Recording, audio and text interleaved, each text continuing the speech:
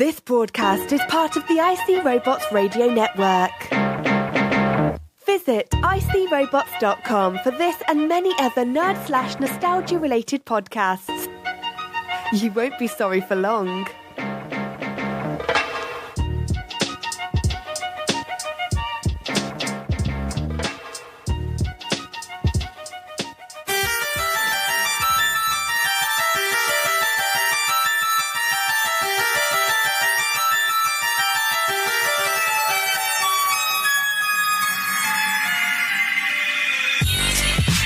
Because of the following special program, WKRP in Cincinnati and Lou Grant will not be presented this evening.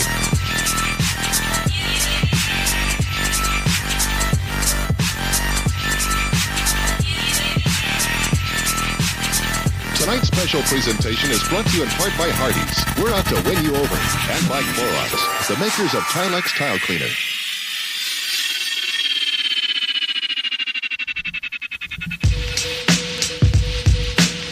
Prepare yourself for an in-depth examination of something mundane from ISRobots' day-to-day existence. Welcome to This Boring Life.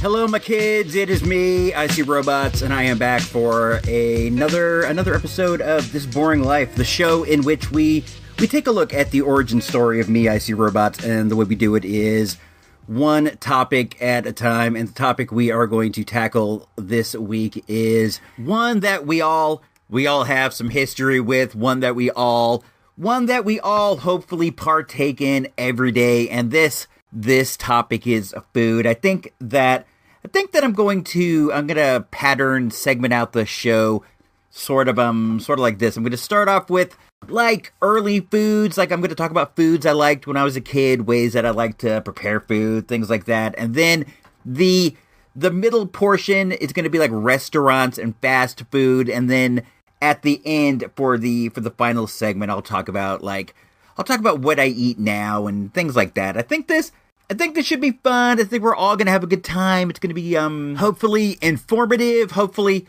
it's going to help you think back to what kind of weird food quirks you had when you were a kid, because we all had them. I'm sure we all have them today. I don't know. I'm a picky eater to a degree, but I have been pickier in the past. Now I'm not as afraid to try things as I have been. But let's go all the way back. Let's go way back in time and talk about some of the foods that I was into when I was a young sprat back in Illinois. You're listening to ISRobots Radio. As we learned in the last episode of This Boring Life, I grew up in a town known as Oak Lawn, Illinois. It was sort of like a suburb of Chicago. You could see Chicago from where we were, but we weren't quite there.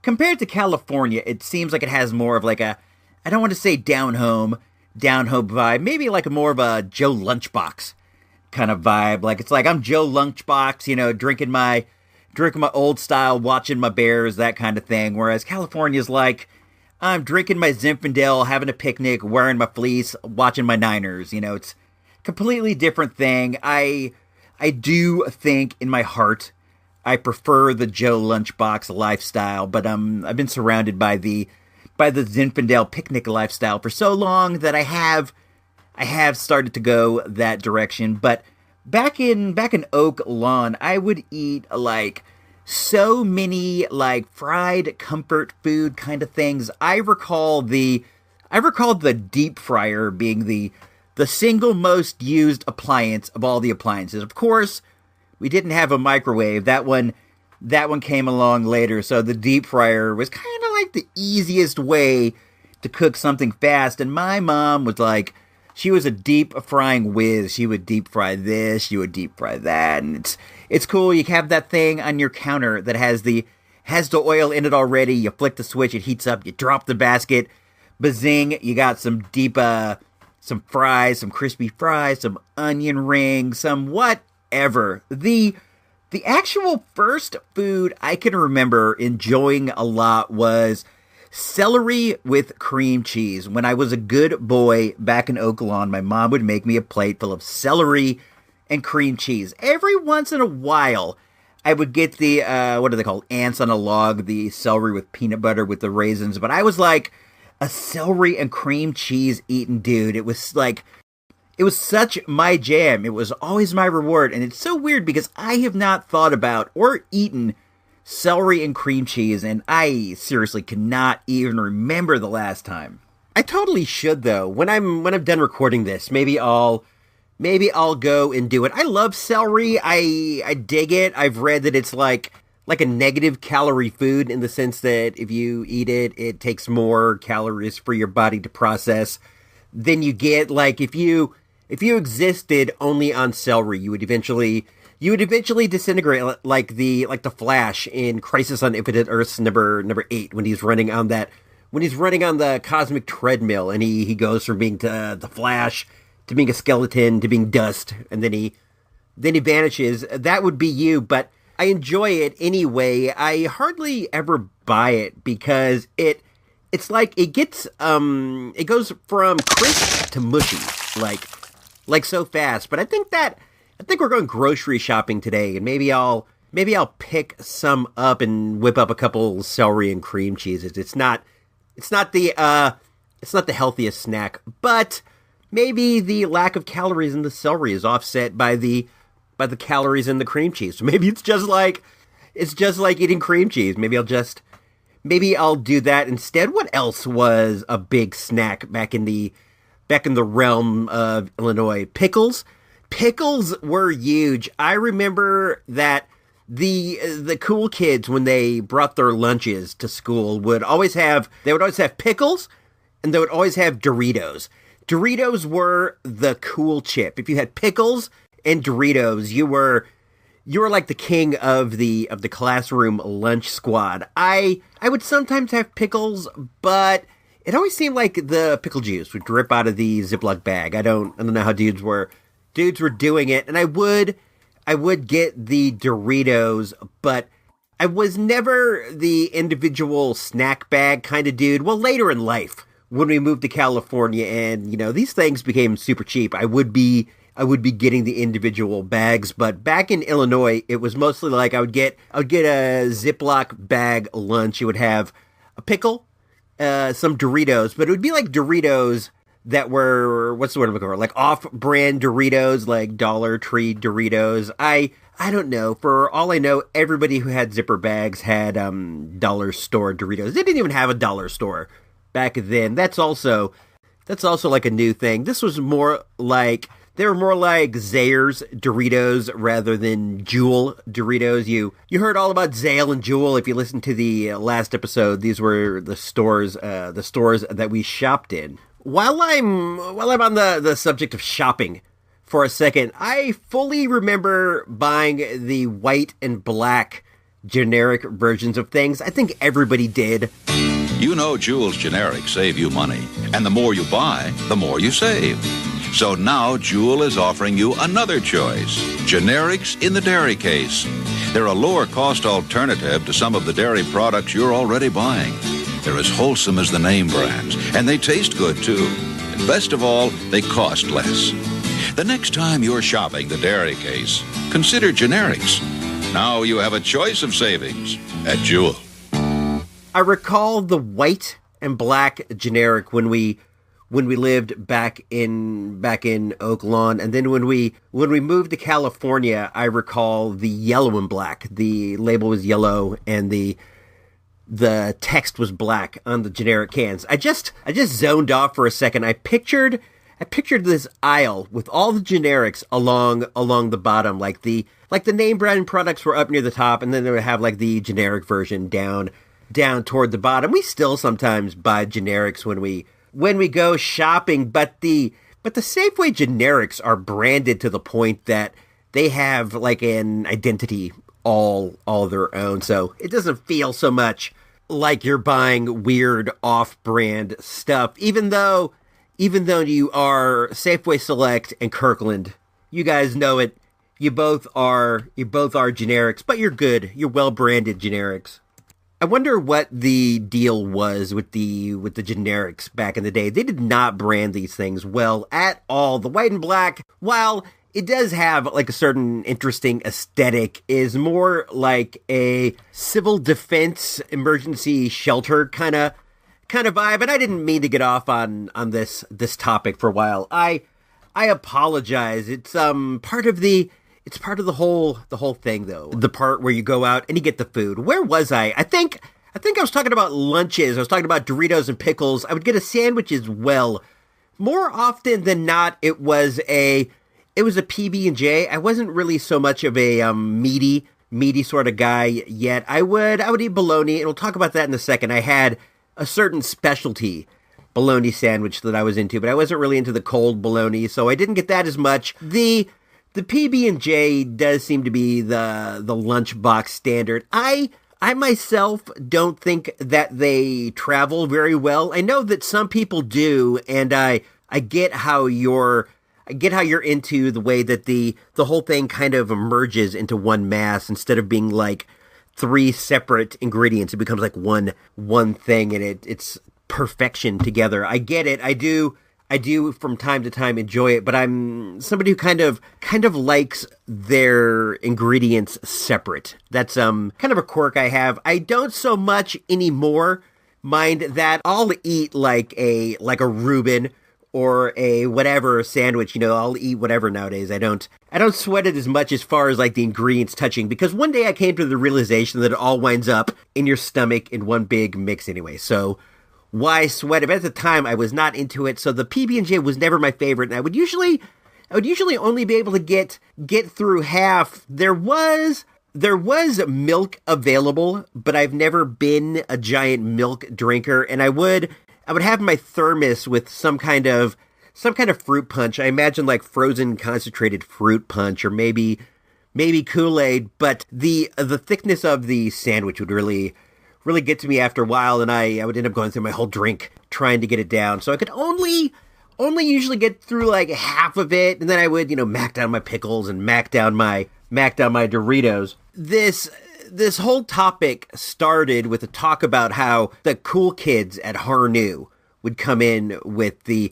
pickles and the Doritos, and this is what I'm saying I had for lunch, but I was not like one of the cool kids. I wasn't like a lunch trendsetter. I wasn't the girl Trisha who came up with the idea of eating the pickles and the Doritos, and I apologize for saying those same words over again. I wasn't the one who came up with this. I was more like, I saw her doing it, then I saw somebody else doing it, then somebody else, and while everybody else was doing it, I was doing it too. I wasn't the trendsetter. I was definitely the follower, but this is what we would eat. I'm trying to think of other things that may have wound up in the lunch. Nowadays, a lunch you get like string cheese, but the string cheese didn't exist. I couldn't imagine having like a wedge of cheese. There would sometimes be a fruit, usually an apple. One thing I remember about apples that has completely changed to nowadays is back in the day, it was always seeming like you'd get one of those like mealy, big red apples, those big giant red ones that are just like, they're super mealy and mushy.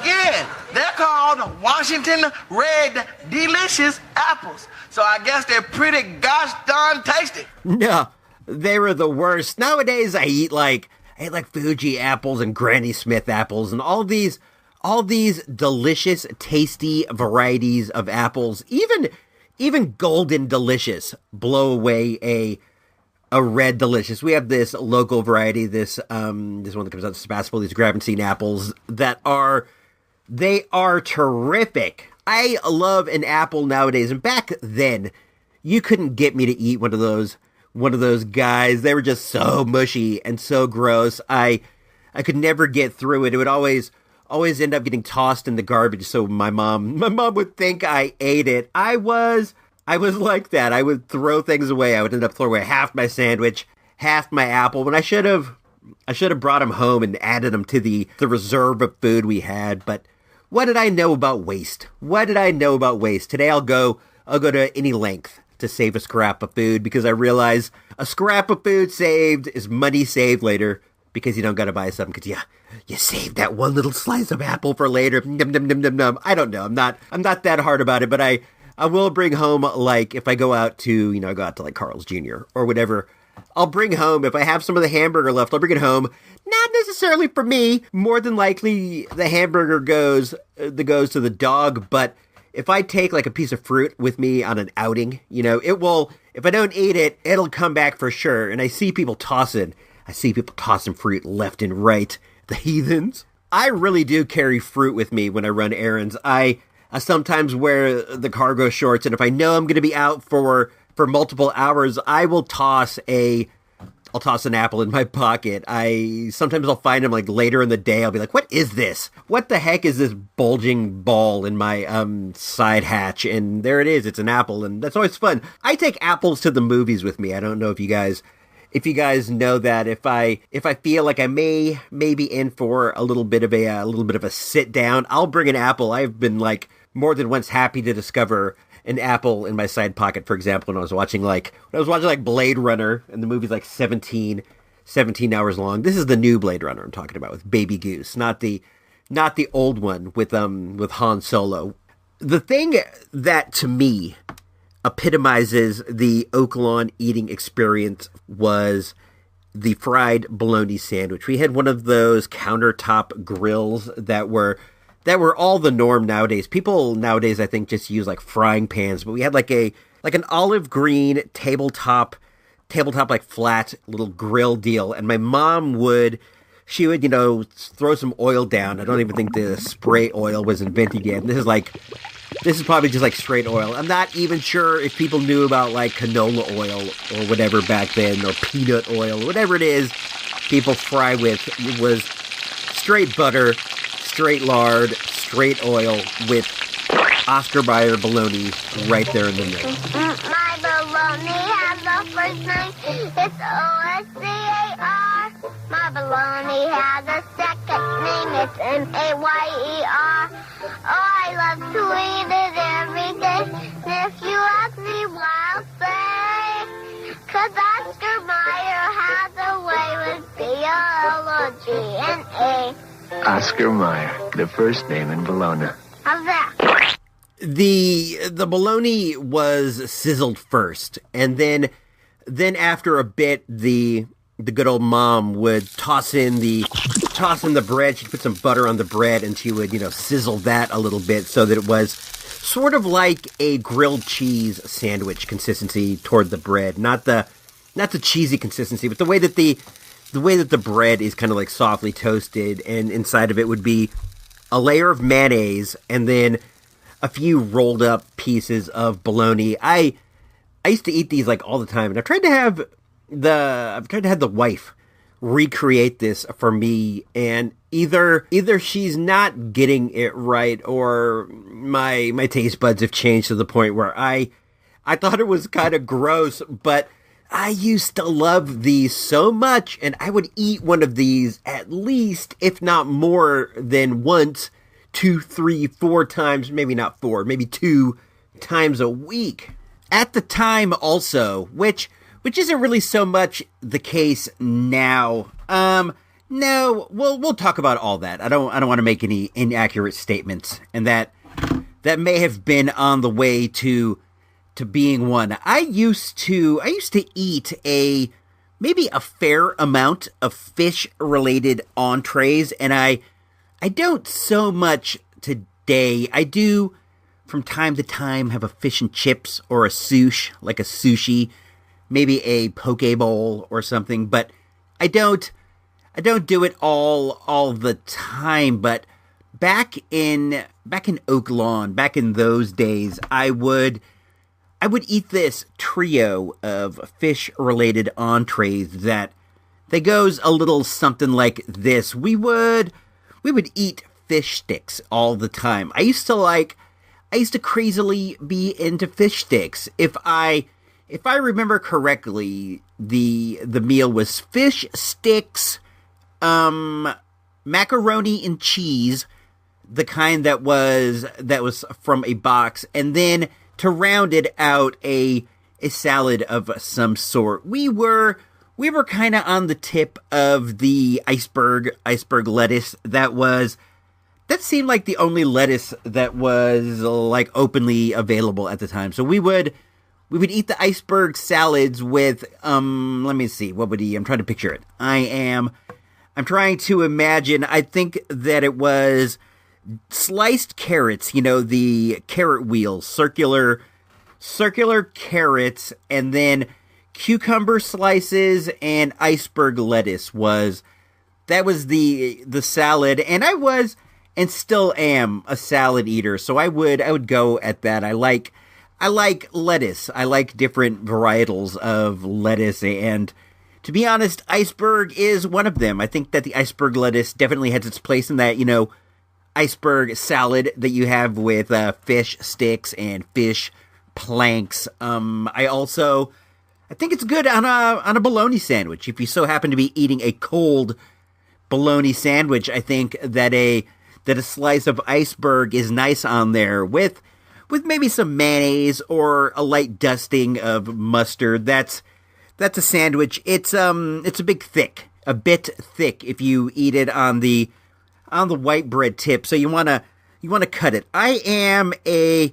If I'm feeling good, if I'm feeling up, I will do a triangle slice of a sandwich. If I'm, feeling normal, I'll just cut it right across into two rectangles. I like the triangle though. I like eating the corner, the pointy corner first. I would go for these fish sticks, and if I remember right, they were the kind that were in the yellow box with the homie with the raincoat, that black raincoat. He always seemed like he was at sea, and then it was always dangerous to bring those fish sticks back home to me. Gordon's gives you two ways to say hello, Crunchy. Goodbye, Soggy. Hello, Crunchy. Goodbye, Soggy. One taste and you'll say hello, Crunchy. Goodbye, Soggy. Trust the Cortons, fishermen. I used to really be into those fish sticks. You dip them in some tartar sauce, and that covers up the weird flavor. It's all good. I think I might get some next time I'm over at the Safeway. I prefer the sticks to the planks, but the planks are all right. If I go to Long John Silver, which is becoming harder, they recently closed the one that was like 4 cities over. In a place called Novato, they shut it down. But there's still another one in Vallejo. So if I find a reason to be over in that neck of the woods, I would definitely stop in and get some Long John Silver. I go for fish plank. What else? Oh, another fish related dish that I would eat is catfish. I have not eaten catfish in many a year. I'm talking that gnarly bottom living fish with the giant gaping maw and those like antennas around its mouth. I used to eat that. My mom has some southern roots, and from time to time she would make like down home southern kind of food, probably like fried bologna sandwiches, and the catfish was another, the fried catfish. I would go for this all the time. We would seriously have catfish maybe once every other week. I tried to eat some not so long ago, but it was way too fish tasting for my delicate sensibilities at this point, or possibly my mom knows how to make it like a million times better than the old wife, just at least through the experience of making a million over the years. We would have hush puppies and catfish. I love a hush puppy, man. That's something I do not get enough. A hush puppy is like, it's like the small ball of, it's like some sort of corn dough. I think these fried corn dough balls, they are so good. I could really go for one of those right now. So we would have fish sticks and macaroni and cheese, and then we would have catfish and hush puppies. And sometimes there would be like a coleslaw on the side to round that out. I do really like coleslaw even today. What was the third? Oh yes, we would We would also eat tuna casserole. I have not eaten a tuna casserole, and I do not know how long it is. It's basically like a can or two of like canned tuna, like chicken of the sea or whatever, and it's mixed with some kind of a soup. I don't know, and then there are like peas and carrots, and you serve it either over noodles or with noodles. I don't know. I think it's probably like cream of mushroom soup would be my guess, but I don't know for sure. I have never myself made a dish with a cream of anything soup, but I think that's what it was. We would eat this a lot. It's the one like soup bowl dish that I could remember eating with any sort of regularity. It was very creamy. It was like this creamy tuna thing. I liked it. We would eat that with usually Jay's potato chips. That was another one that we would eat with a pretty high frequency, and we brought it to California with us too. I haven't tasted a tuna casserole in I don't even know how long. I could really go for one. I think we could improve upon that, because back in the day, you would eat the canned tuna that came in oil, and it was mostly like dark meat, and it was really gnarly, because that was all that was available. So you would eat that in your casserole. But nowadays we live in the days of albacore tuna. You can get this nice white tuna in water. That might really spruce up the old tuna casserole. Sorry, Charlie. Only good-tasting tuna get to be star-kissed. Good-tasting 100% tuna fillet. This is good-tasting tuna. Get good taste, get star-kissed. That Charlie the tuna character that dude was over like nobody's business. He had like toys and stuff. I have like a coffee cup and a bank of that dude, and we don't even eat that brand of tuna nowadays. We eat like Safeway Select. I think a nice generic albacore. When we moved to California, that was when like the microwave peaked. We had this brown wood grain colored microwave that sort of looks like the TV that I have on the Earth base. We got this thing like soon after microwaves became a thing, and it was this giant metal box. It was a powerhouse, and my mom installed she didn't install it.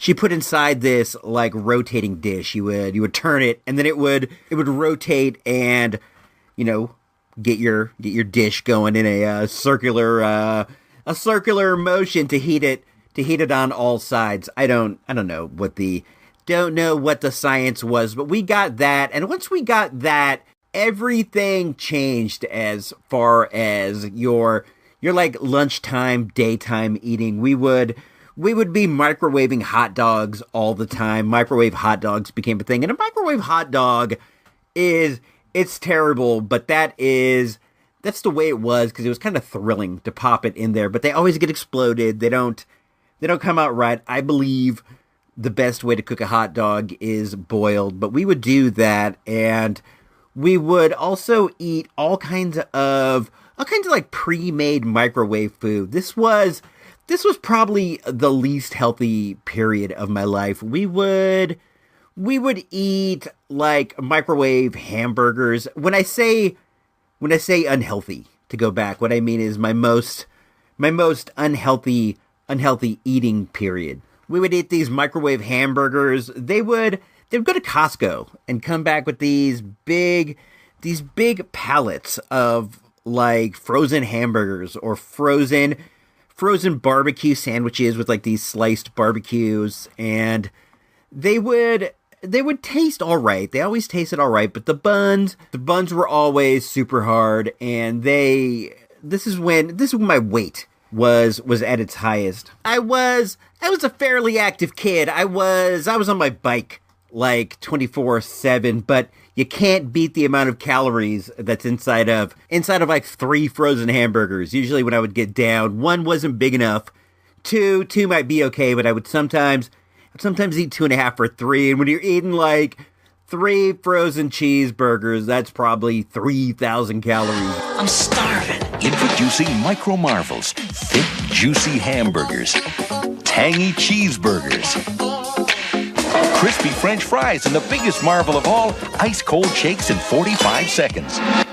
And you wanted to go out. With new Micro Marvels, anyone can fix your favorite food fast, even tiny.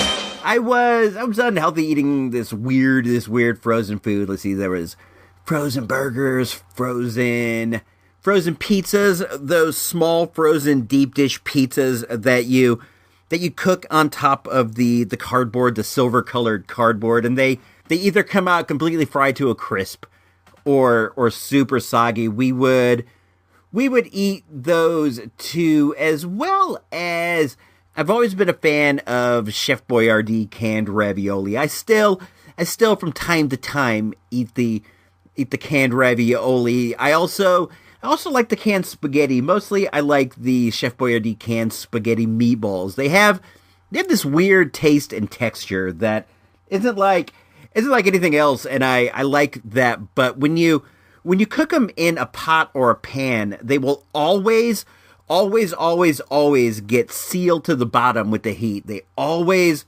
bake on. Same with the Chef Boyardee ravioli. Those things are fragile, man. But you gotta stay on top of them, or they bake to the bottom. You gotta keep turning them the whole time. But they're always at risk. They're always at risk to fall apart. You won't ever make it to the bowl without at least breaking a third to maybe a quarter of them open. I also used to dig the cheese pasta that Chef Boyardee made. It had more like a yellow color to the can than the standard red that you expect from Chef Boyardee. I liked that. I think I liked it more in theory than I liked it in real life. Like, I would see the can, and the yellow cheese sauce looked really appealing. It looked really good, and I would always ask for one, but then when I would get it, I wouldn't like it that much. I would be like, it's okay, and I would eat it, but I wouldn't like it. But then, before you knew it, I would get attracted to that yellow can again, and I would ask for it, and I wouldn't like it again. It was this big circle that went around and around. Something that I like to do, that I was thinking about as well, that I like to do that made me feel like I was a little chef when I was a youth, was I would get canned biscuits, the kind that open with that big pop. I would get one of those and flatten them out, and then I'd get some like spaghetti sauce and some cheese and whatever kind of pizza toppings I could come up with, and I would make these small biscuit pizzas. That's something I would pull out every once in a while for lunch, but I would save this for the time when I was expected to make a dinner. Every once in a while, my mom would tell me that it was my turn to try to make a dinner. I was all for it. When she would tell me that, I would have fun, because we would wind up eating biscuit pizzas with like a side of Chef Boyardee ravioli with some kind of a terrible salad. I would always try to make a terrible salad. Well, I wouldn't try to make a salad, but I wouldn't try to make a terrible salad, mind you. It would just turn out that way. I would get the iceberg lettuce, and I would rip it up with my hands. It's always better that way, unless you like to shreds, and you can shred it with a knife. But I would tear it apart, and I would cut up whatever random veggies I could find in the fridge. We always had tomatoes. We've always had tomatoes at my folks' house, and they seem like tomatoes always get bad quick. Or that's how it was back in the day. Now in the day, I can find some good tomatoes and stuff, but it seemed like back in the day they were always mushy, and I would dice them up. I would do my best to dice them up, and they would turn out awful. Maybe I'd throw some kind of carrot, some carrot wheels. I'd slice the carrots into small wagon wheels, and I'd toss it in there. And then there were times I remember even putting a potato. I would peel and put a potato in the salad. But the biscuit pizzas were the entree. I would ahead of time go and I would get some pepperoni when we went shopping, because I would know I'd have to do this.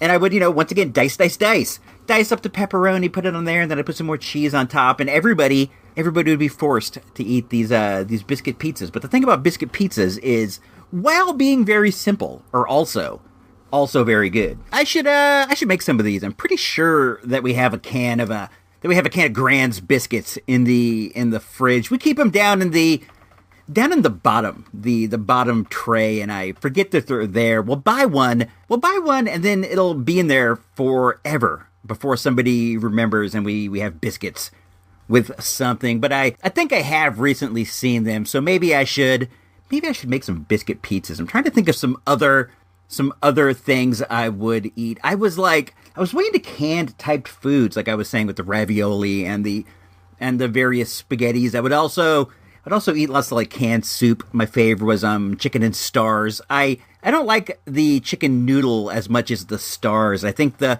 stars are, I don't know, they're neat how like so many of them get into your spoon at the same time. It's like you're eating like a whole constellation of stars as opposed to like a couple noodles and a weird chunk of chicken. The chicken in the Campbell's soup is weird. I wasn't the kind of kid who was into tomato soup back in the day. Nowadays I do like a nice tomato soup. If you put like various pizza seasonings in there, it becomes like a pizza soup. I'm into that. I don't know. I think I'm running short of things that I used to eat when I was younger. I would eat sandwiches, I would eat soup, I would eat biscuit pizzas, I would eat microwave hamburgers. I recall for a while we had these microwave barbecue sandwiches with like this shredded pork barbecue, but just like the hamburgers, it was hard to get it. It was hard to get it without the bun getting all crispy. Let's take a short commercial break, and then we're gonna come right back, and I'm gonna talk about fast food for a bit. This should be fun. I'm like a fast food dude. I don't eat it as much as I would like to, but I probably do eat it more often than I should. There's nothing as all-American as a McDonald's hamburger. When you add a large order of McDonald's world-famous golden brown delicious French fries, a medium soft drink, and a hot apple pie, McDonald's value of $1.99, that's all-American. Ask for it by name. McDonald's All-American Meal. Plus pie. It's a regular hamburger, large fry, medium drink, and pie. The All-American Meal. Plus pie for $1.99 at McDonald's. Those McDonald's pies, they're an underrated treat. I got up on one of these the other day. We were just like out getting Pokestops, and we rolled by the McDonald's, and when we were in there, I'm like, hey, why don't we get a pie? I haven't had one of these in such a long time, and I ordered it. I think it was like 99 cents. It was absolutely delicious. It was an apple pie, and it was terrific. It was like a nice mid-afternoon sweet snack. I'm like a McDonald's aficionado. McDonald's it's been my favorite fast food restaurant for as long as I can remember. I remember when we first moved to California, the first McDonald's that there was here was over on the other side of town by the Kmart, and they had this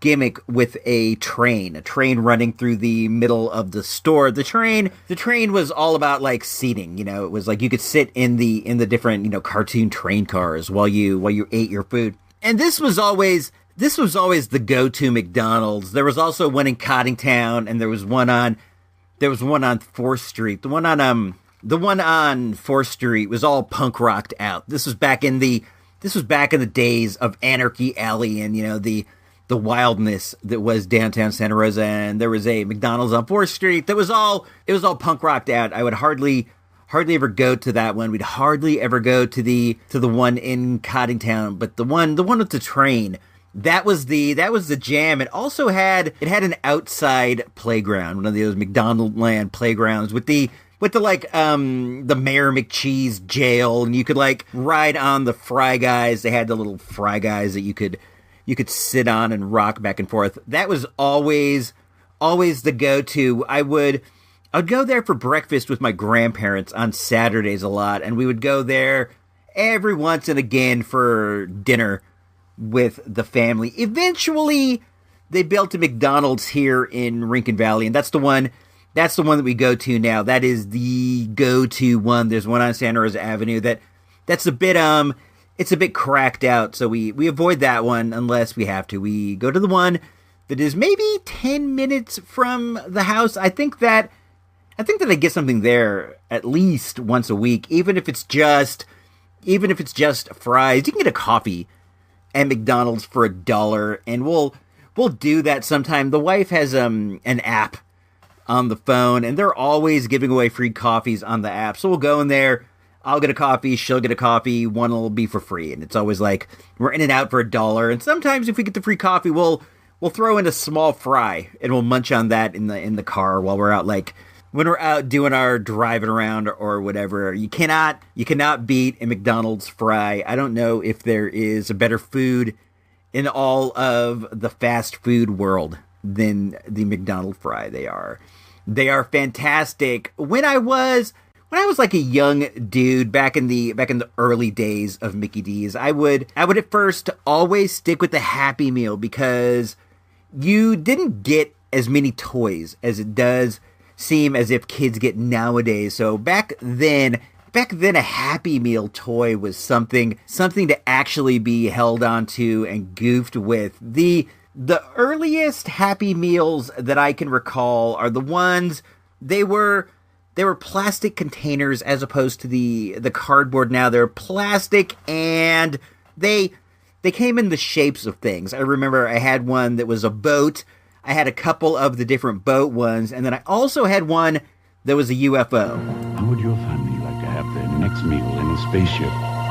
Or would you like a good hot hamburger or cheeseburger, famous golden crispy fries, and an icy cold regular soft drink? It's a McDonald's Happy Meal that comes in its own spaceship. Your kids can collect all 4 designs in 4 colors, each with a sticker kit for fun. McDonald's Spaceship Happy Meal.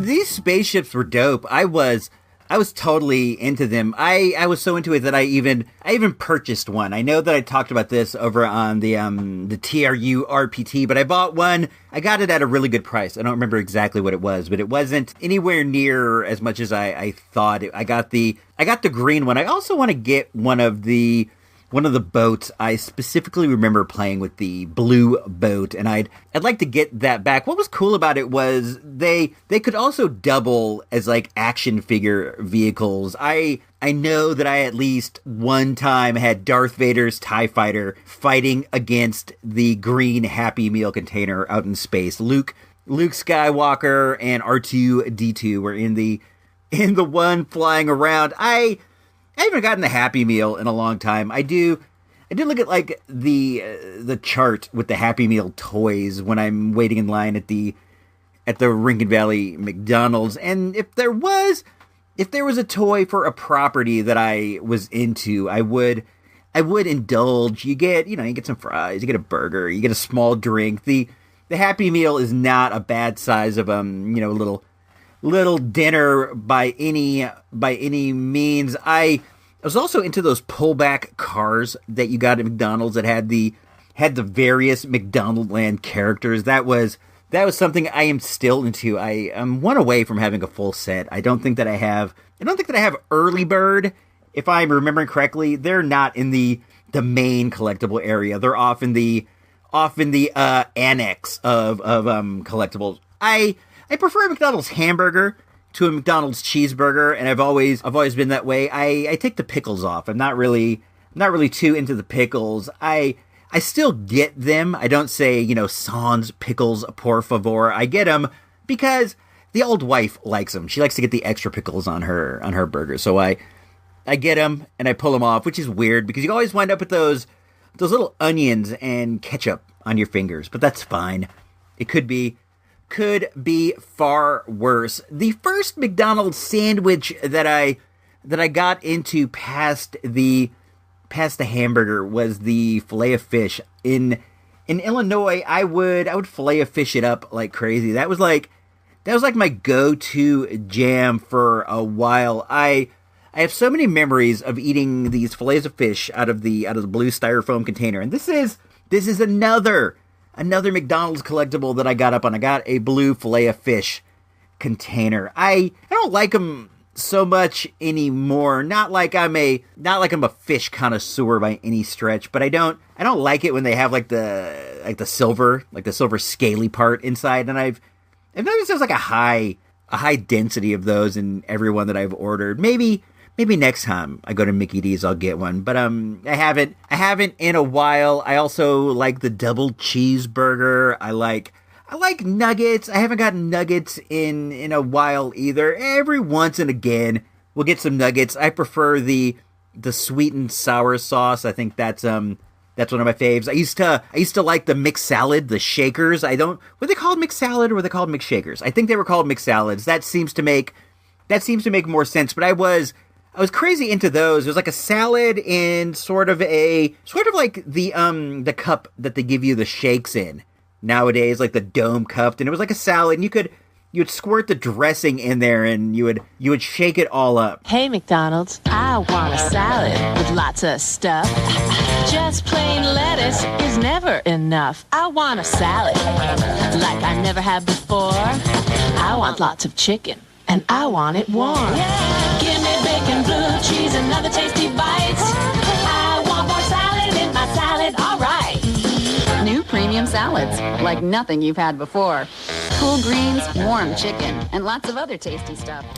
These were cool, and I'm like a green salad kind of guy. I will still order the salad at McDonald's. You gotta find ways to get your greens, even when you're out on the fast food scene. I'll get one of those sometimes instead of fries. But these salad shakers were pretty fun. I recall these being one of my like early forays into outside the house salads. I'd see the commercials for these, and I'd be like, those look really cool. That looks very mature, very urbane, very, very hip. And then I would insist on getting one of these when we would go to McDonald's instead of a burger. And you can imagine the looks I would get from my folks when I'm like, oh no, thank you. I'll pass on the Big Mac. Let me get the McSalad shaker, please. And I'd go home and I would be shaking it up, and like inevitably the lettuce in these things would be spoiled, not spoiled, but it would be heading toward the watery stage. You know how it's like after a while iceberg lettuce kind of turns back into its watery form. Well, the mixed salad shaker always felt like it was 2 or 3 steps down the road to liquid. I was also into the McDLT when they had that. That was dope. You'd get like the styrofoam container would have one side would be one half of the buns with like the veggies and the tomatoes, all that stuff, and then the other side would be the patty, and you didn't actually put them together until you got home and you were ready to eat, or until you made it to your seat and you were ready to eat. The idea was that you didn't want to combine the two temperatures, because once they connect, things start to go bad. So you got to wait right until you're about to eat until you would indulge in the McDLT. That wasn't something I would get every time, but I know that I did get a few. I like the McRib. That was something I was into. I try to get up on McRibs nowadays when they come back, but I don't really understand how it works. I don't see like a national rollout of McRibs, and there's I forget the address, but there's some site online where you can see what McDonald's has the McRib. I don't know how it works. Is it that they like randomly they send the McRib to certain McDonald's at certain times? I don't know. I do know that I would like to get a McRib. I like how the patty had the injection molded shape of a rib. That was fun. What else did I get up at McDonald's when I was I remember at one point they had fish nuggets. I got fish nuggets. I think that was back in Illinois. I don't think they had the McDonald's fish nuggets here in California. Well, I think they had them, but I don't know if they had them. I remember hearing about mixed spaghetti but I don't know if I ever saw that. I remember they had McPizza, but I don't know if I ever got up on that. There was also like the Arch Deluxe. That was like a high-end burger, if I recall correctly, and it was only served at night. If memory serves, the bun was like some more of like a high-end bun, and I don't know. I'm not sure I ever had one. I've always been into Shamrock Shakes, that minty shake that comes once a year. I still do indulge in the Shamrock Shake. Not every year. I like the color green, so I'm always excited to get a green food that's not a veggie like broccoli or whatever. And I do go and I get the Shamrock Shake. What I like to do with these is, nowadays at McDonald's they give you the shakes in like these taller cups. It's more like a Starbucks like Frappuccino cup or whatever those drinks are called. This is in opposition to the old style, the wax paper cardboard one with the straw that you typically get your soda in. So when I order the Shamrock Shake, what I'll do is I'll ask for it in a medium soda cup with a soda lid, and this adds to the throwback appeal of the Shamrock Shake. I like them though; they're so good. I like those McDonald Land cookies, the ones that the small cardboard box, and they're shaped like the McDonald Land characters. I don't even know if they have the McDonald Land characters any longer. I know that to some degree Ronald still exists, but I don't know about the other guys, Mayor McCheese, the Hamburglar.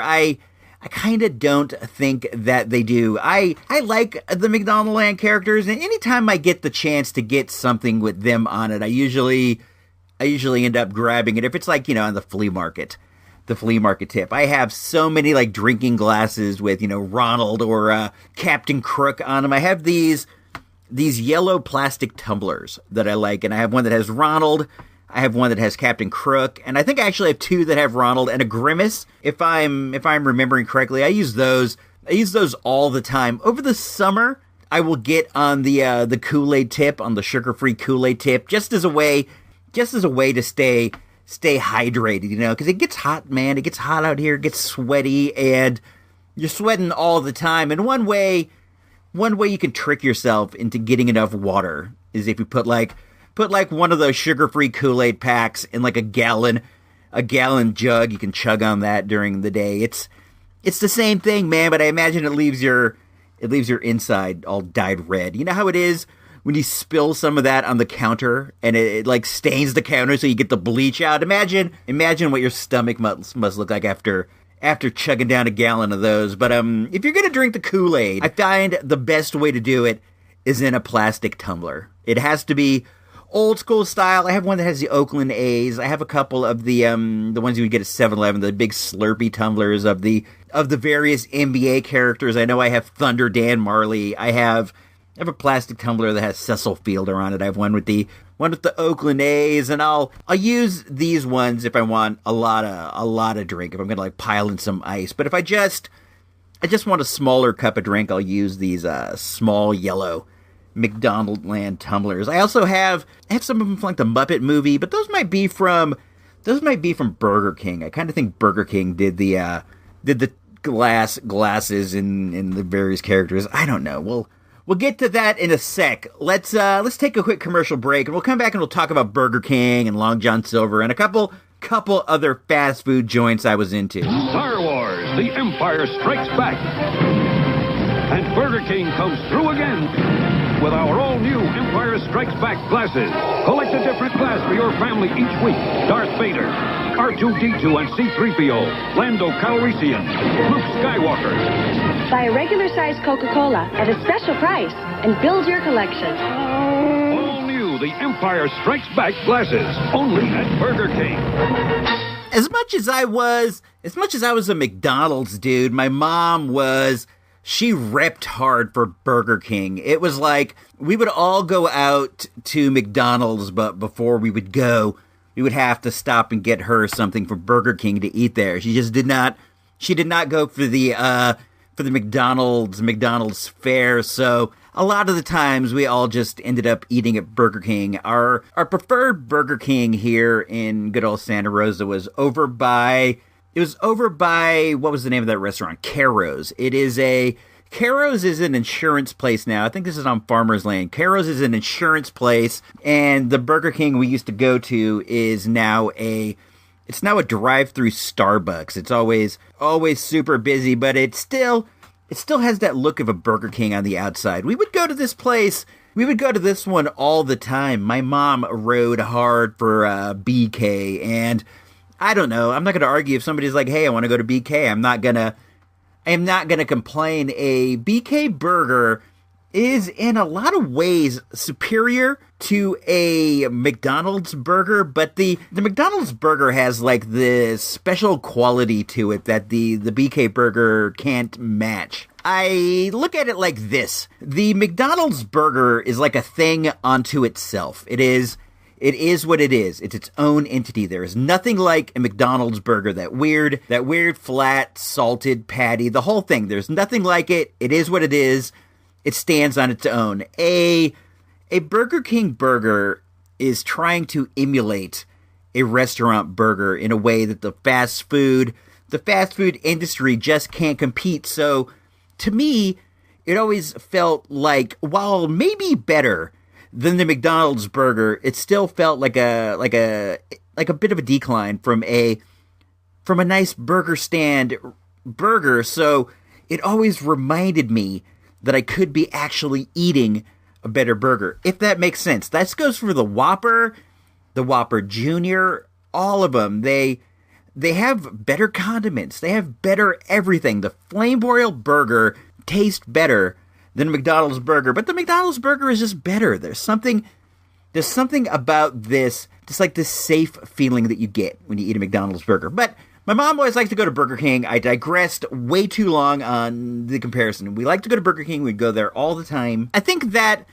what she liked was the onion rings. She would get like a Whopper with no condiments, no anything, and then some onion rings. And these onion rings, to me, they like have this, when I get one, they really make me think back to this time. When I eat one, I can picture being inside this Burger King over on Farmers Lane. I really miss this place. We have a Burger King here in Rincon Valley. It's actually in the building that used to be the Bradley Video that I worked at. So every time I go in there, I get like these amazing waves of nostalgia because it still has like the door handles like the Bradley. Everything is like the Bradley, the windows, but inside, instead of being a video store, it's now a Burger King. But this particular Burger King it's like super cracked out. I don't know what it is, but this is where like the weirdest weirdos always hang out. They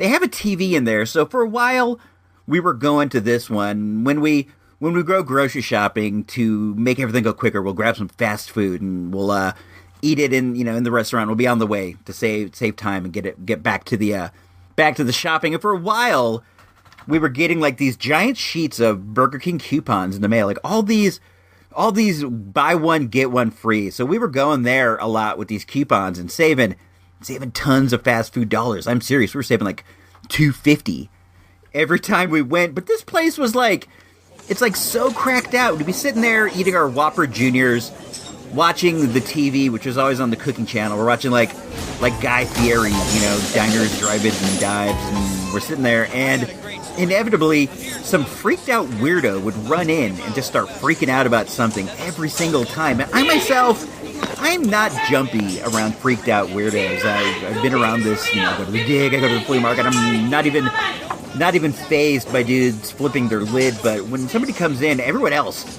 gets really affected by this. The environment, it is crazy in there. One time this guy ran in and he just started yelling about how he was gonna beat the heck out of the dude taking his order. He's like, I'm gonna pull you over the counter, I'm gonna do weird things that people do to each other when they're locked in jail to you. And I'm like, that's a weird thing to say. I think that you maybe get the gist of what I'm trying to say. And I thought at the time, that is a weird thing to threaten somebody with at a Burger King. I don't even know. But then I went back to eating my Whopper Jr. I don't order the onion rings when I go there for some reason, but what I do love is when you're eating your fries and there's an onion ring in there. This happens more often than I feel like it should, and every time it does, it's extra terrific. You get one onion ring at the bottom of your fry container. Right now at Burger King, get 10 onion rings for only €2. 10 golden, crispy onion rings for just €2? All right. Get more your way only at Burger King.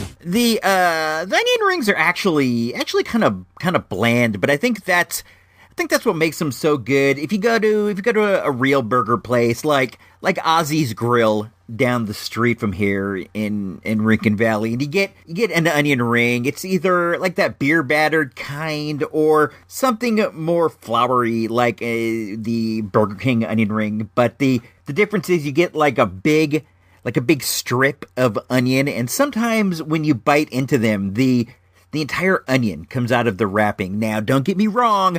A good onion ring from one of these places they are terrific, but a lot of times the onion does get stripped right out. What I like to do is I squeeze them in the middle a little bit, and I bite like into the top of the onion ring, and because I'm holding it and kind of squeezed it a bit, the inside stays in. But the Burger King onion rings are much smaller, so the onion doesn't get all out in one strip, but they are relatively bland, like all things considered. So that's why it's not a big deal if you only get like one, because maybe they're not that terrific. Maybe they're just only all right, but they still are pretty good. Another place I like to go to I don't get to go that often anymore. The one near us is actually shut down, so I haven't been able to get this in a while, is Long John Silver's. For everyone who doesn't have one of these, even though I think that they at least have a passing familiarity, at least you've seen commercials or references. Long John Silver's it's a fast food fish fry kind of place with a pirate theme. For example, when you go to Long John's, instead of getting a crown like the Burger King, a paper crown, you can get a paper pirate hat. I have a few of these lying around. Blue is their color for the most part, like the sea. I enjoy going there. I really think they have like a pretty quality product. I do totally dig a Long John Silver's fish plank. We would go there more frequently in the Illinois days, in the early days than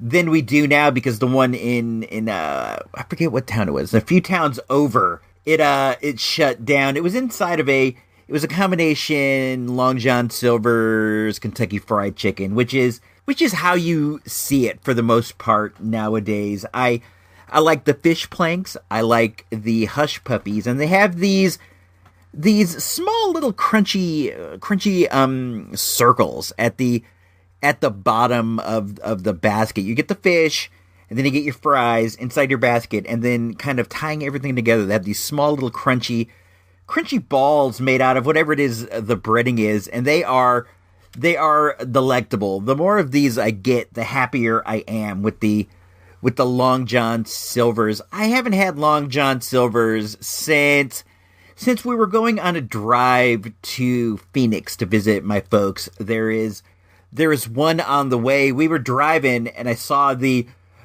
sign for it, and even though it wasn't anywhere near dinner time, I made a stop. I made us pull in and get the Long Johns. I think it was past Los Angeles, because there were a lot of dudes wearing like Dodger hats. That's one thing I recall. Around these parts, you will from time to time see a Dodgers hat, but you don't see them a lot because they are the mortal enemies of the San Francisco Giants. So when you wear one, you're taking your life in your own hands around these parts, almost quite literally. Sad to say. I myself am an athletics fan, an Oakland Athletics supporter, and we're far more mellow fan base. You can go to the Oakland Coliseum wearing anything you want, and you won't even get hassled. I went to a Giants game a few years back, and I was wearing a green sweatshirt. This is a sidebar. I was wearing a green sweatshirt, and that's the colors of the Athletics, but I didn't mean it that way. It was just green's my favorite color. So I was sitting there watching it, and this guy, a few rows back, just started yelling at me. He started screaming, "You better get that green out of here, man," or, whatever. And he was giving it to me pretty hard, him and another dude. And I turned and I looked, and I threw my arms up like, I'm not even a fan of the Giants or anybody involved in this. I'm here on like a work-related thing where we got free tickets, and I'm just here. I'm not even involved in the baseball proceedings at the moment. I'm just here. I'm having a hot dog, and I'm with dudes that the wife works with. Is that kind of thing. But it was no fun. I don't like going to see the Giants. Giants fans just sometimes they're a bit aggressive. I'll leave it at that. The Athletics are far more mellow, far more chill as far as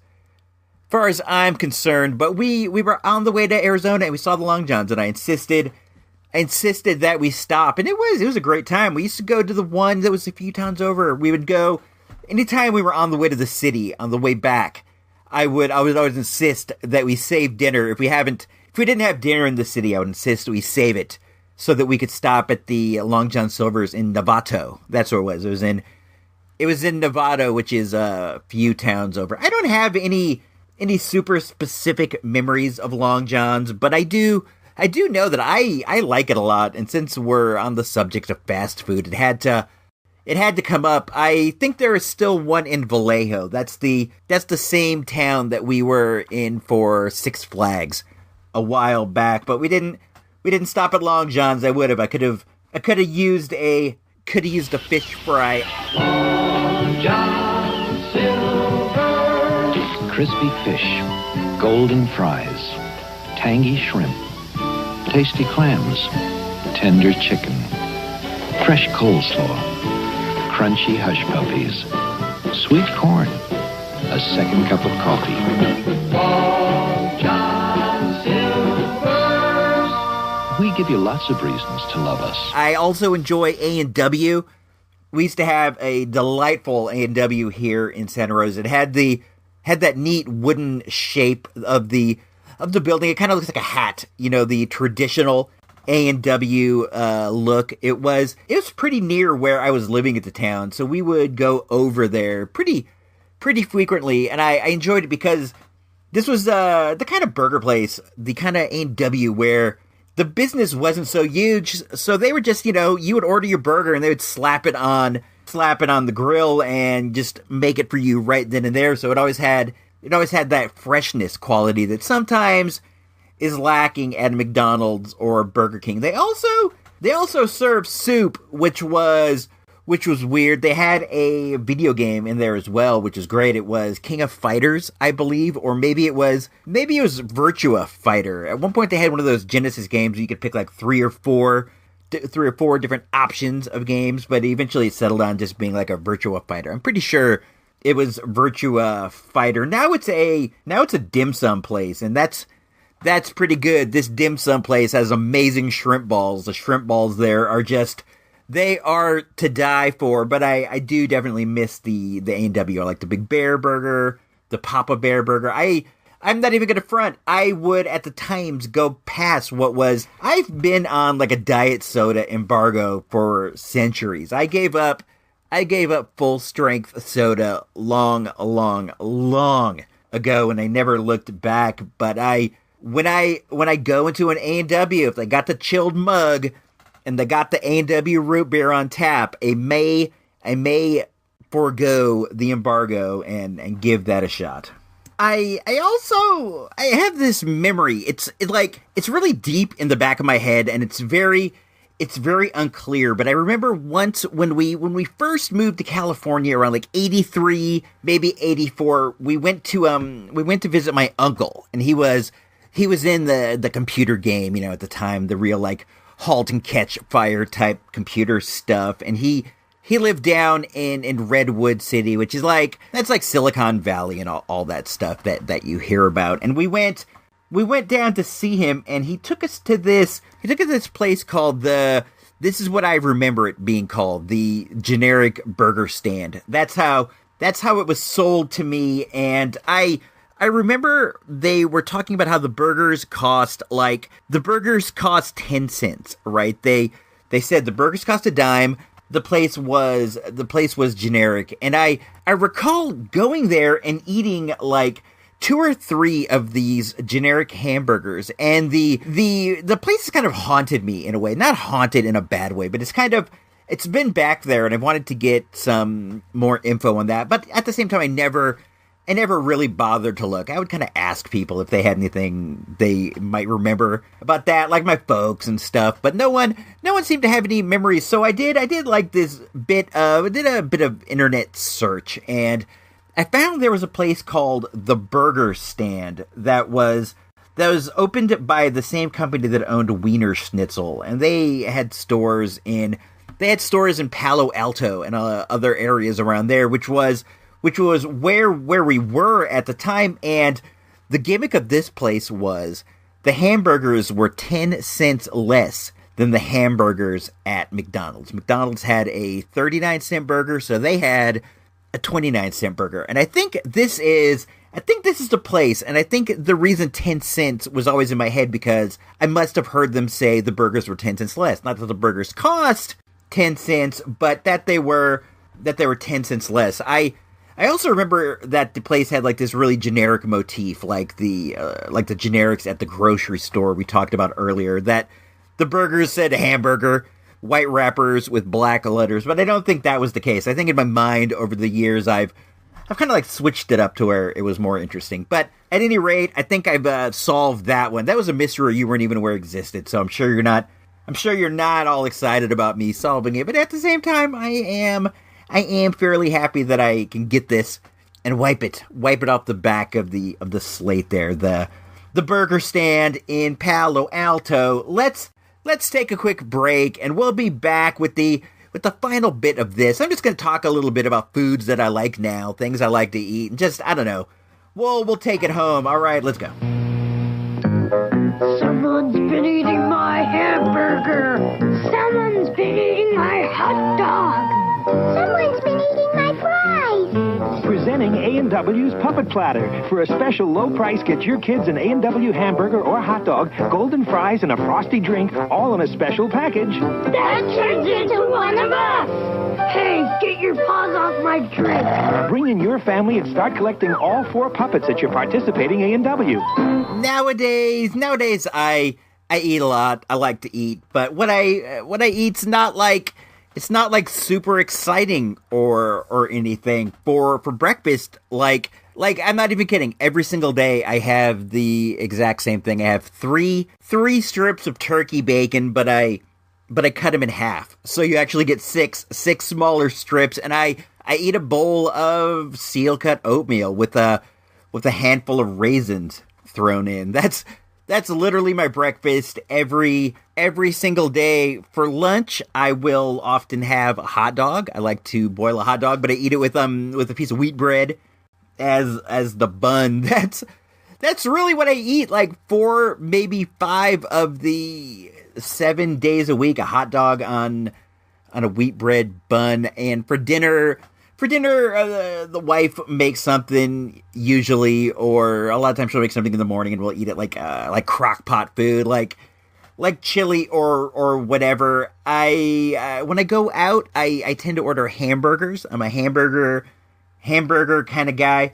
I like them with cheese, but without tomatoes or onions. Tomatoes, I think they are delicious. I love tomatoes, but they're a bit too wet for me on a hamburger. I don't hate them or anything, but when given the preference, I will pull them out. And the onions, I like onions, but too many onions sometimes give me a stomachache. I've always had that problem. I don't know what's up with that. It's just, if I eat like a giant onion slice, it will give me a tummy ache. If they're fried, it's not usually the case, but if they are raw, when I go to the taco truck, they have like a million great taco trucks over on Sebastopol Road, and we'll we'll go and get these tacos. They're on little small, like, silver dollar tacos on flat tortillas, not like rolled up tortillas. Not like a hard tortilla shell like a Taco Bell. I do love a Taco Bell taco, but these are flat, and they have, like, beef and cilantro and stuff and salsa, and I always have to have them take the onions off because they have this weird process where they like keep the onions soaking, and the extra onion juice, I will always end up with pain in my gut. I love the taco truck too, though, man. I love going there. There's one over by Dave's store that I really dig. I don't know what it's called. There's so many of them there. This one's attached to a restaurant. It's like a restaurant for inside eating, and then there's like a taco truck for outside eating. It's really, really great. Another thing I'm really into is that over at the flea market in Sebastopol, Migli's Flea Market, the other one that's not Mojo Sales, they have a bunch of different food stands, and one of them is this place where they sell fruit cups, like these tall cups of fruit. It's jicama on the bottom, and then cucumbers, and then topping that off is watermelon and mango, and they squirt salsa all over the thing with also, I think it's called chamoy sauce. I'm not sure, but then they squirt some lemon in there, and I never would have thought it was true. I never would have thought this, but mango with salsa it's like one of the most amazing things in the world. I love it. These things are like $5, and it's great because they already dice the fruit for you. I love it. I love a piece of fruit. I love a mango. I love a mango, and having somebody else cut it up and throw it in a cup, man, that is well worth $5. They also have another variety of this snack there, but they do it with vegetables. You get like zucchini and all these other kind of all these. You also get cucumber, I think, but they slice them thin like spaghetti. You get like vegetable spaghettis all mixed together in a cup with salsa. It's amazing. They even do one where they hollow out a pineapple and they stick all these various sticks of vegetables. Like you get mangoes and cucumbers, just everything. Jicama sticks, any kind of vegetable that can be made into a stick, and they stick them in a cucumber, and it comes not a cucumber, a pineapple. They stick the cucumber in the pineapple, and it looks like crazy hair coming out, and they cover the whole thing with salsa. It might sound weird, but it's amazing. If you see this somewhere, buy it. It is so good. And it's like a low calorie snack, except for the calories like in the salsa and the grease from the various sauces. It's all, it's all good in the hood, man. They have another stand where they get corn, like barbecued corn, and they cut all the corn off to where it's, it's like kernels, like out of a can, and they put it inside of a cup, and they mix in a little bit of mayonnaise, a little bit of lettuce, Parmesan cheese, or maybe it's like a Mexican cheese. I don't even know. Some kind of powdered cheese and salsa, and they mix it all up and they give it to you with a spoon. It's the best way to eat corn on the cob, that being off the cob in a cup filled with mayonnaise and salsa powder. It is so good. If you ever see this anywhere, just get it. It's absolutely fantastic. A couple weeks ago, maybe it's like a month ago, we were over at my sister-in-law's house. They were doing something, and I was just like sitting on the curb out front waiting for them to finish up whatever like front yard deal they were doing, and I heard the bell of like an ice cream man, and I'm like, oh, this is great. The ice cream men in this part of town, they have carts that are on bikes, and they also carry like potato chips and things like that. Not like pops and stuff. The ice cream man that's around my part of town, it's truck, and it's just like frozen pops. I've always wanted the kind of ice cream man where you can get actual ice cream, like scoops of ice cream, but we don't have anything like that around here. These two varieties, truck and bike, but they use the bike over in her part of town. So I'm sitting there, and I hear the ice cream bike coming, and I'm like, oh, this is gonna be great. Perfect thing for right now. We'll get myself a Diet Coke, and I'll get a bag of chips, and I'll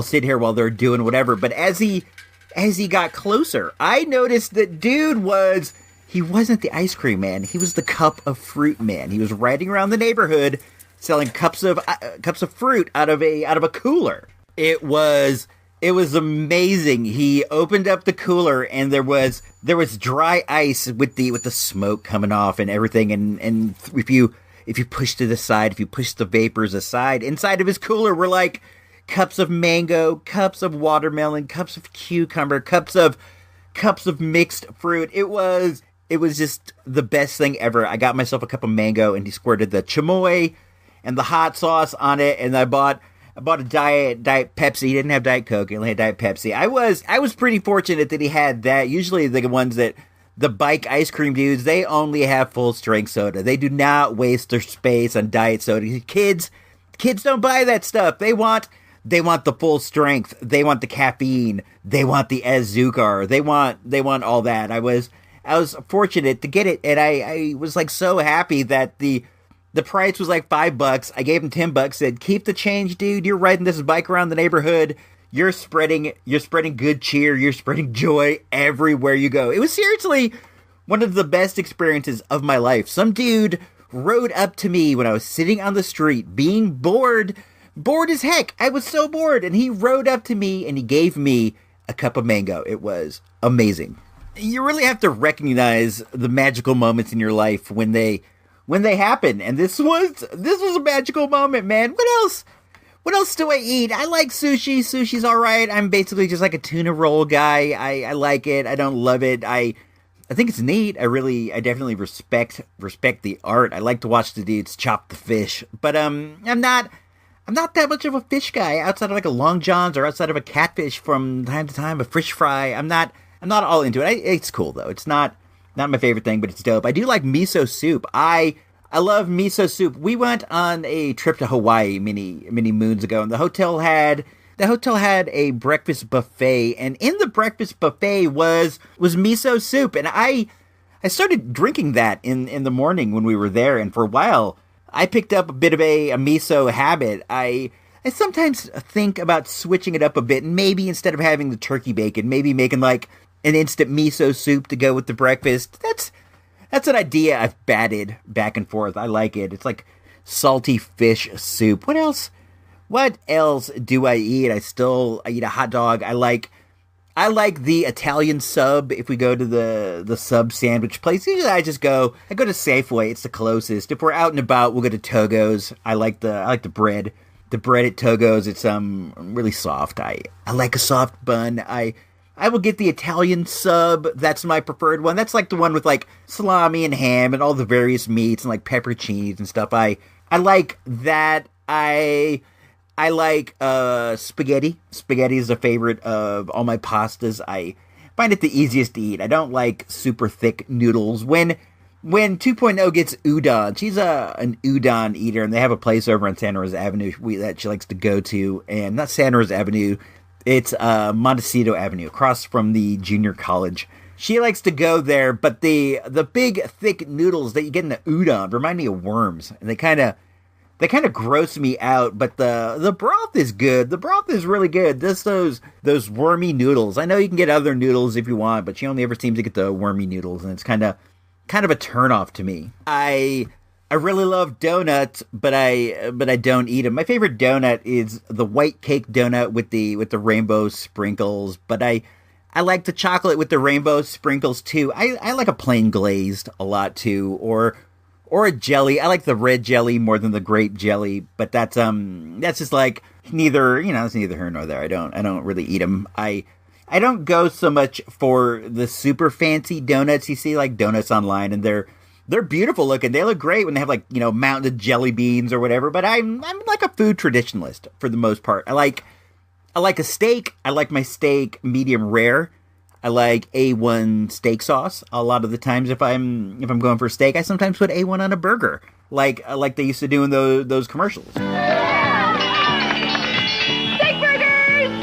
Steak burgers are great burgers full of great taste and good fun. Steak burgers are hamburgers with a steak sauce called A1. More on A1. A1 is mad good. I would talk more about condiments, but I plan on doing a top 5 condiments of all time at some point on the good old TRU RPT, the main show here on the ISR IseeRobots radio network. What else do I like? I like pork. I like a pork chop. I like a ham. I like pork a lot. I wouldn't say that I like pork as much as steak, but I do eat more pork than I do beef, but that's probably for health reasons. We eat a lot of chicken too. I'm not like a chicken guy. I think fried chicken is fine. It's not my favorite. I think it's cool. It's okay. I like a McChicken and McDonald's, and I do like a chicken nugget, but I'm not Mr. Chicken like some people are. I don't like it. I don't really love turkey that much either. It's a bit too gamey for my taste. I would rate the meats. I would say beef is the best meat, pork is the best, second best. All the others just kind of tied back there. I guess chicken would be third with everything else. With everything else tied, I like peanut butter and jelly. I don't eat it as much as I used to, but I do eat the peanut butter and jelly. This is all stuff I've covered already. I don't know, man. I think that we're gearing up. We're gearing up for the end of the episode. It's been really fun to talk about food. I don't get to do it as much as I would like. I'm not a foodie by any stretch, but we all like to talk about food. I like potato chips. I like potato chips a lot. My favorite chip is just the plain, man. I think the plain salted chip it's so perfect. You don't need to mess around. But my second would probably be barbecue. I'm not super into sour cream and onion. They're fine, but I like a barbecue. But if you ask me, I think just like a plain Lay's chip is the best. I like Doritos. I like Doritos more than Fritos. Fritos are okay. I like tortilla chips. I like to dip them in guacamole. I don't like to eat them plain, but if I have guacamole or I have some salsa, they're fine. I would way prefer guac to just plain salsa. But I do like salsa. I like it just fine. I like to put salsa on my eggs. I do this. This is how I prefer eggs. You get 2 eggs, you put them in a coffee cup, right? And you stir it up. You toss it in the microwave for like maybe a minute, maybe up to 2 minutes, depending on the power of your microwave. Then you pull it out, right? You pull it out, and it should be like a big fluffy egg. It should come over the top of the coffee cup, and then you chop it up with a spoon until kind of like almost a scramble. Then you throw whatever you want to throw in there. I like to throw maybe a little bit of cheese, some shredded cheese, or maybe a vegetable, but vegetable will make it wet. Like if you put a tomato or even a salsa, they will wet your eggs up a bit. But I also have like these sausage scrambles, these small pieces of sausage, and I'll toss those in there too, and then you put it back in the microwave for a few minutes, and it'll make a really nice egg scramble, a delicious lunch, or even like a dinner. Honestly, if you throw in like a piece of toast. I don't really go for pancakes. I think pancakes are fine.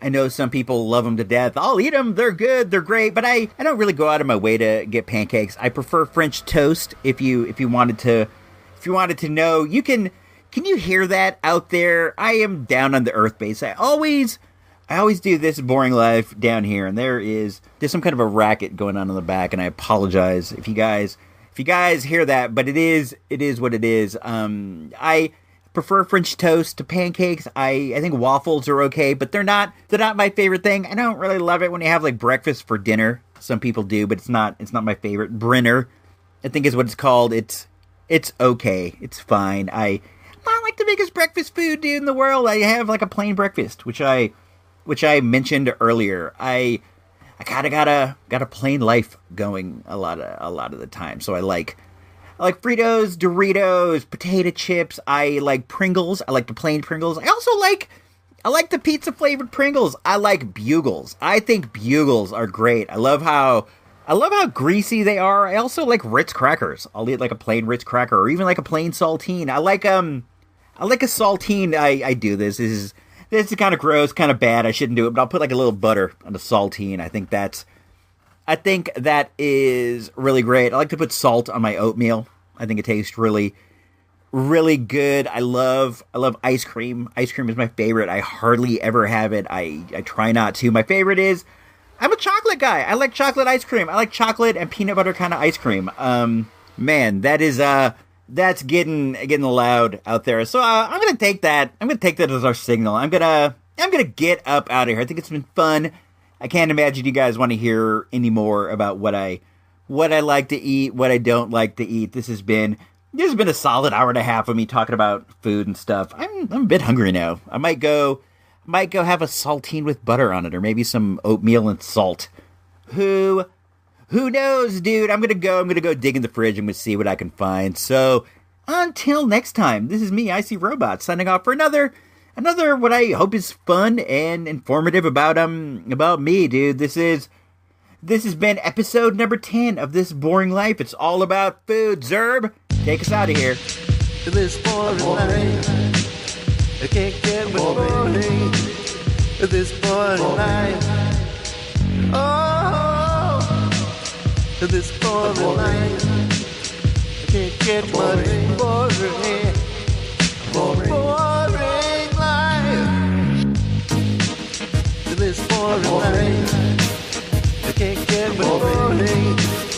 This boring life, oh, this boring life, can't get much boring. Boring life, this boring life, I can't get much boring. This boring life, oh, this boring life, can't get much boring.